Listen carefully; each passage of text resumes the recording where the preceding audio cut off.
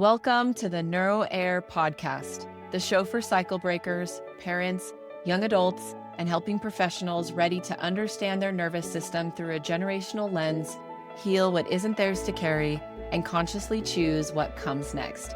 Hi, I'm your host, Leanna Hunt, an associate clinical mental health counselor and certified performance coach. Each week, you'll get stories, science, and somatic practices, plus my signature 4N framework: notice, name, nurture, and navigate, to help you honor resilience, break silence, and build deeper connection with yourself and those you love, all while shaping a legacy of safety, freedom, and possibility. Welcome back to the NeuroHeir Podcast. I'm your host, Leanna Hunt. If you listened to last week's conversation with Dr. Parker, you might still be sitting with a question. What if I'm not meant to do this the way that everybody else does? Today's episode is for that question, because after talking about willpower, motivation, and nervous system safety in episode 3, and after last week's conversation about honoring your unique energy, I want to go deeper into something that sits right at the intersection of both.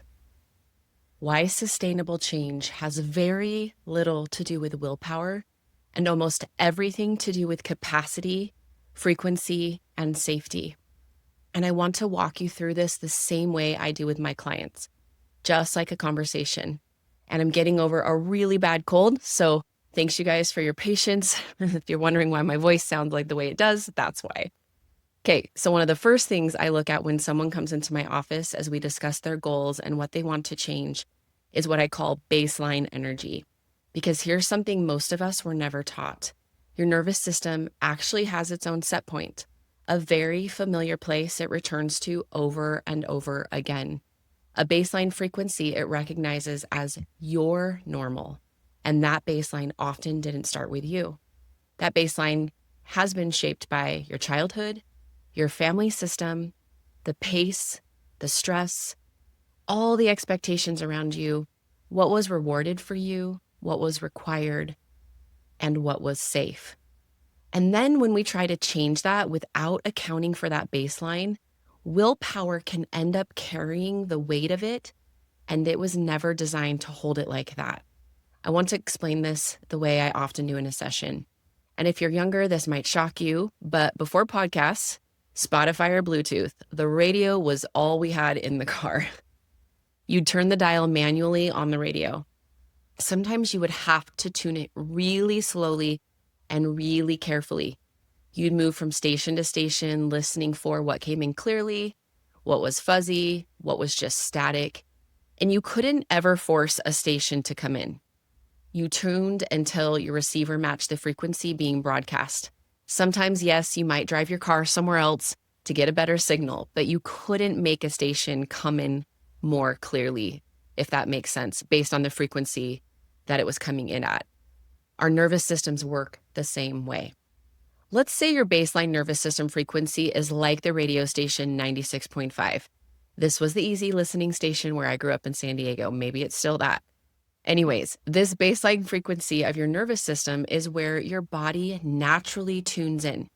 It's really familiar, it's predictable, and it's what you know and what feels safe for your nervous system. It's how you've shown up for years. It's also how others know you, including your family. It's how your relationships learn to orient around you. The frequency of 96.5 for you today might look like overfunctioning, or being known as the reliable one, or pushing through, or staying extra busy, or being emotionally available to everyone else. Maybe it's minimizing your own needs. And maybe 96.5 has been the dominant frequency in your family system for generations. Not because it's the best station or it's because what everybody wanted, but it is because it is what was safe.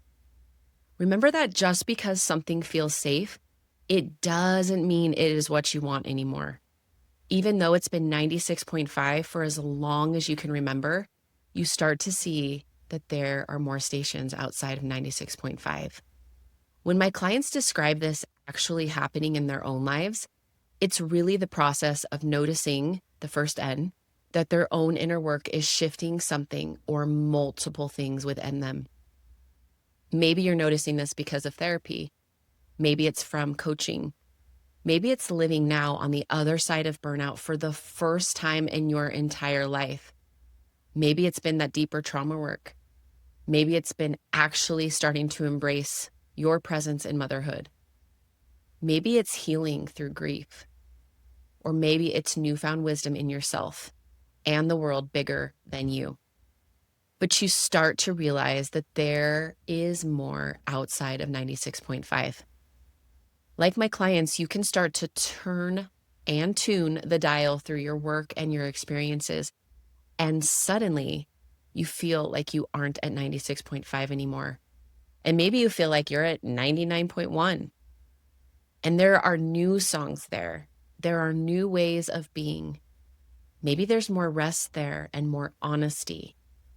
Maybe there's more space, more regulation, more alignment, and maybe, just maybe, there are more opportunities there. There is expansion there that you didn't even know was possible. And at first, you don't live there, you just visit the station. And this is where I want to pause and normalize something. Visiting a new frequency does not mean your nervous system knows how to live there yet. So you explore, then you come back to the familiar, and then you explore again. And that back and forth at the beginning, that is not failure. This is what I call acclimation. And here's where willpower gets misunderstood. Willpower can help you visit a new frequency. It can't help you stay. Because again, everything comes down to safety. And staying at a new frequency for longer periods of time, for long term, that does require safety. That safety that is felt in your body.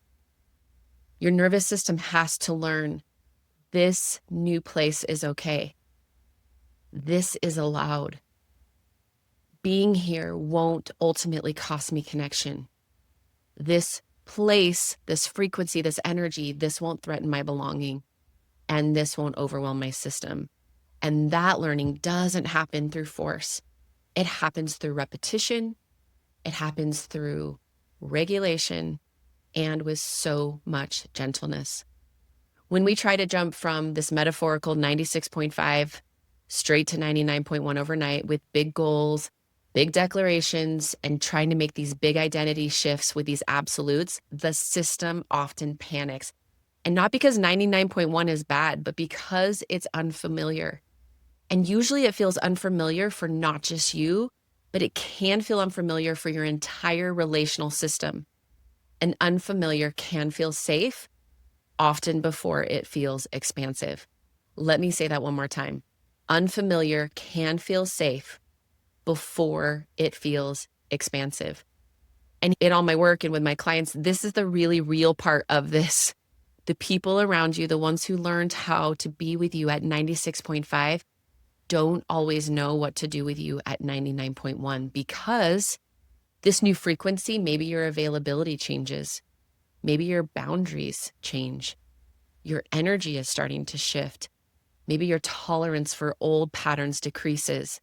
And often that can feel destabilizing for them and for you. This is often where guilt shows up. Maybe some loneliness, maybe some feelings of self-doubt or some inadequacy, that quiet pull to go back to what's known and what's familiar. And this is not because you want to go backward, but because your nervous system is wired for connection. We are all wired for connection. If we didn't want to try to connect, it would threaten the entire system of the world. We have needed connection throughout time to keep the population going, right? And if connection feels threatened, the system will often choose familiarity over expansion and growth. This is where the conversation about willpower can finally click into place. Small actions aren't about lowering the bar. It's not about saying, I don't want to be at that place anymore. I don't like that place anymore. Small actions are actually about stabilizing a new frequency.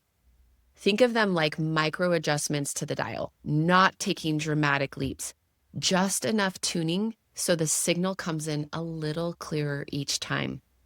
If you tune the dial on your radio too fast, you might actually miss the stations that are clear altogether.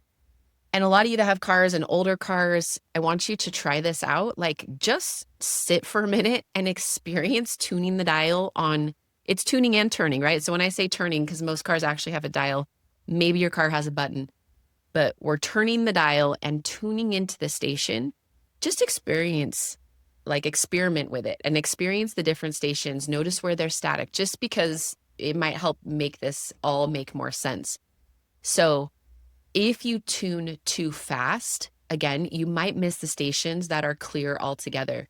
This is why big sweeping changes often can collapse the system. And we started talking about this a few weeks ago. They can skip too many stations at once. And when the static gets loud, the nervous system is like, shut it all down.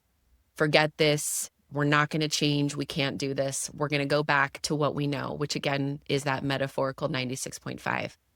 But when you can move slowly, when you give your system time to learn, new stations, higher frequencies like 99.1 can actually start to feel less threatening and maybe feel more like home. This is where NeuroHeir comes in. When you choose to live at a higher frequency, remember, not out of pressure, not to prove anything, and certainly not to try to force anyone else to change. When you choose to live at this higher frequency, you are doing something powerful because you are repairing a lineage pattern. You are teaching your nervous system, and by extension, those around you, that safety and expansion can coexist. And here's something I have seen again and again. I've seen this in my own marriage and other relationships and in my clients' lives. When one person regulates at a new level, they don't drag others with them. They simply can't. That's not our job, and that's not what happens. I tell my clients that their personal work is like sending an energetic invitation in the mail to their circle of people. It's like broadcasting to everyone within your system in this invitation, hey, I want you to know that I am expanding, I am growing, I am healing. And because I care about you so much, I want you to know that this work is possible for you too. Changing the dial on your life is possible when you are ready to do your own work. And here's the thing about invitations. Some people are totally going to accept it. Some invitations are going to get lost in the mail. Some will be received, but you're just going to sit on the counter. And some might be received and they just toss it in the trash. And just remember that this is all okay. The work that you are choosing to do is for your growth and your healing, not so everyone else will do their work. This is really, really important to remember. I see this in clients of all ages, and especially for those older clients that want so badly for their adult children to see the work they are doing and to just come running back to heal the relationship with them. But remember, your system and your people are still used to you being at something like 96.5. And for a while, they might not know how to receive you at 99.1. You're healing and growing and expanding. All of that might not feel safe for their systems yet. It's also important to share that sometimes these new frequencies can feel lonely because everything you knew lived at that frequency of 96.5. And you can't unhear the music once you've heard it at 99.1. And this is where compassion matters so much for yourself, for your family, and most importantly, for the timing of other people's healing. You don't do your own work to leave people behind. You do it because your nervous system is ready for more. And hopefully, and my prayer all the time is that over time, that readiness creates more room for authentic connection and not less. There's research that helps explain why this happens. Our nervous systems are designed to seek stability. In family systems theory, this is called homeostasis. Systems naturally resist change, even positive change. And in neuroscience, we talk about set points and the allostatic load, the way the body adapts to stress and returns to what it knows. What this means in real life is simple. Change that moves faster than safety gets rejected, and change that moves with safety can become integrated. So if you've been on this healing journey for a while and you felt discouraged, feeling like no one's joining me, nobody gets it, nobody understands, if you're feeling discouraged and if you're noticing yourself snapping back to old patterns, if you're wondering why willpower still isn't working, I want you to ask a different question. Instead of not what is wrong with me, but what frequency is my nervous system actually ready to live in right now? And what is one small action that helps me stay there just a little bit longer? Remember, there's no forcing the dial. You don't need to justify your growth, and you certainly don't need to rush the process. And you guys, there are so many more frequencies ahead. After 99.1, there are countless others. This process, this healing journey, this nervous system work is all about having a relationship with your body, your unique energy, and your lineage. Before we close, I want to offer just a simple short practice to help your nervous system feel like what it's like to stabilize at a frequency that's a little more supportive than where you've been living. So if it feels okay, just let your body settle a bit. You don't need to change anything. You don't need to close your eyes unless you want to. Just notice, where does your body feel like it's tuned in right now? Are you feeling closer to the familiar energy? Or maybe you're hovering somewhere in between? Or maybe you've been touching out at a higher frequency lately. We're not evaluating here, we're just noticing. And notice as I talk and you connect to yourself, if there's any places of tension, any places of holding, or any areas that feel heavy or tired. And also notice, if you can, any part of your body that feels even just a little bit okay right now. Maybe there's that place too. Second, now gently just name what you're noticing with honesty. You might say to yourself, I'm feeling pretty overwhelmed right now. Maybe I'm tired. Maybe it's I'm feeling hopeful but cautious. Maybe it's I'm excited. I'm excited for growth. Maybe it's I'm nervous, or maybe it's I'm somewhere in between. Just let the naming be simple. Remember, the nervous system responds to clarity. Now we move into nurture. This is where we tell the nervous system that, hey, you're not alone. Just place one hand on your chest, if that feels good to you, and one hand on your lower abdomen. Let your shoulders just settle lower than where they are. Take a slow breath in through your nose, and an even slower breath out through your mouth. And just pause here for a moment. As you breathe, imagine you're gently tuning a dial. Not forcing it, just adjusting until the signal gets a little clearer.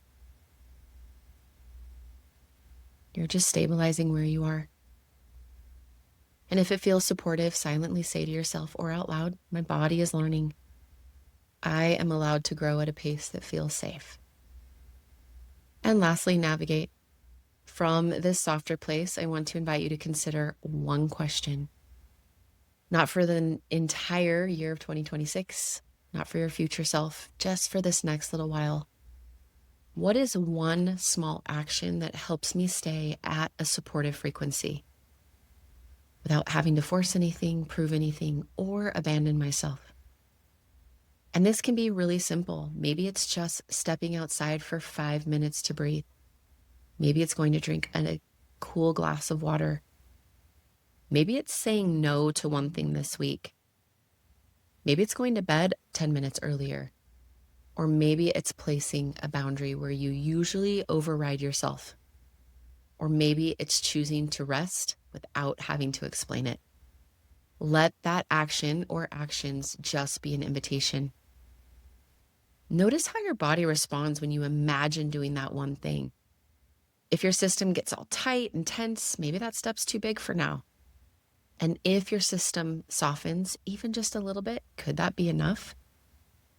Remember, this is how sustainable change happens, through listening, through responding, and repeating what feels safe enough to hold. Remember, you don't have to live at any new frequency all the time. You're allowed to visit. You're allowed to come back. You're allowed to learn. Each time you choose regulation over force, you're not just helping yourself. Remember that you are repairing a pattern. You're helping teach your nervous system and the systems around you that growth doesn't have to cost connection. And every time you choose to listen to your body instead of override it, you are becoming a NeuroHeir, someone who is choosing to consciously heal forward. And when you let safety lead, willpower can finally rest. So cool. Next week, we'll talk about what it looks like to raise your frequency without burning bridges, how to stay regulated in those relationships as you grow. Until then, be gentle with your system. Remember, it might be learning a new song. Until next time, bye guys.